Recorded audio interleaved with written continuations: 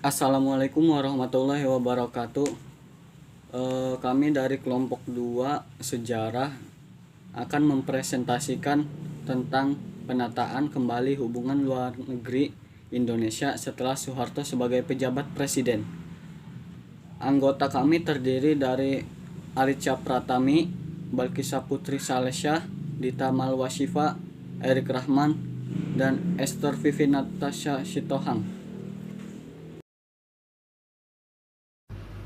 Politik luar negeri Indonesia pada masa Orde Baru. Pada masa pemerintahan Soeharto, Indonesia lebih memfokuskan pada pembangunan sektor ekonomi. Tujuan utama politik luar negeri Soeharto adalah untuk memobilisasi sumber dana internasional demi membantu rehabilitasi ekonomi negara dan pembangunan, serta untuk menjamin lingkungan regional yang aman. Materi selanjutnya masih mengenai politik luar negeri Indonesia Orde Baru. Pada saat itu, Soeharto berorientasi pada pembangunan dan kesejahteraan rakyat. Hal itu dituangkan ke dalam 3 poin. Poin yang pertama yaitu mengenai perbaikan ekonomi. Poin yang kedua yaitu normalisasi hubungan dengan beberapa negara, seperti dengan negara Malaysia dan dengan negara Singapura, yang pada saat itu sempat memiliki konflik dengan Indonesia. Poin yang ketiga yaitu melakukan revitalisasi organisasi regional, seperti kembalinya Indonesia kepada organisasi PBB dan Indonesia bergabung kepada organisasi.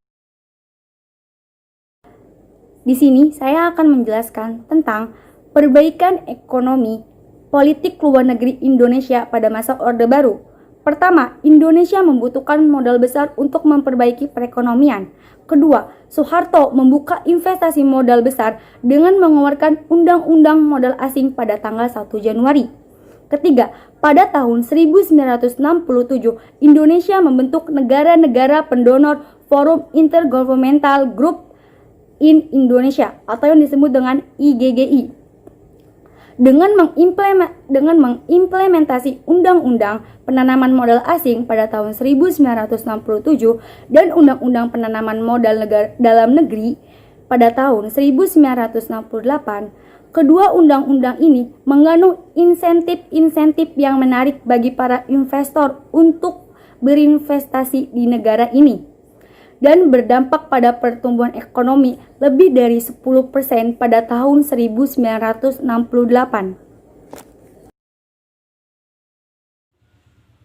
Selanjutnya normalisasi hubungan dengan beberapa negara. Yang pertama, Soeharto mengeluarkan MPRS nomor 12 tahun 1966 tentang kebijakan politik luar negeri bebas aktif. Yang kedua, pada tanggal 28 September 1966, Indonesia kembali menjadi anggota PBB. Yang ketiga, mengakui Republik Singapura pada tanggal 2 Juni 1966 kepada PM Lee Kuan Yew. Yang keempat, dengan pulihnya hubungan beberapa negara blok barat, terutama Inggris dan Amerika Serikat, dengan negara-negara kelompok Asia, Afrika, dan non-blok khususnya di Indonesia.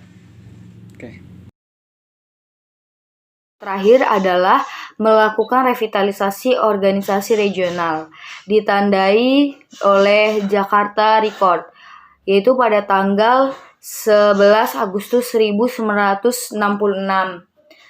Sebagai revitalisasi hubungan Indonesia dengan Malaysia yang dulu sempat renggang pada masa Orde Lama.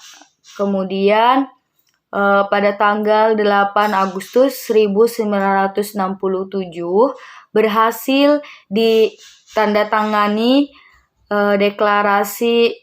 deklarasi pembentukan ASEAN, di mana Indonesia menjadi salah satu negara pelopor bersama Filipina, Malaysia, Singapura, dan Thailand. Dan Indonesia aktif dalam organisasi dan berperan dalam organisasi Konferensi Islam atau yang disingkat OKI, Konferensi Asia Afrika yang disingkat KAA, Gerakan Non-Blok atau GNB, dan kerjasama ekonomi Asia Pasifik. Sekian dari saya, terima kasih. Sekian presentasi dari kelompok kami, kurang lebihnya mohon maaf. Wabillahi taufiq wal hidayah. Wassalamualaikum warahmatullahi wabarakatuh.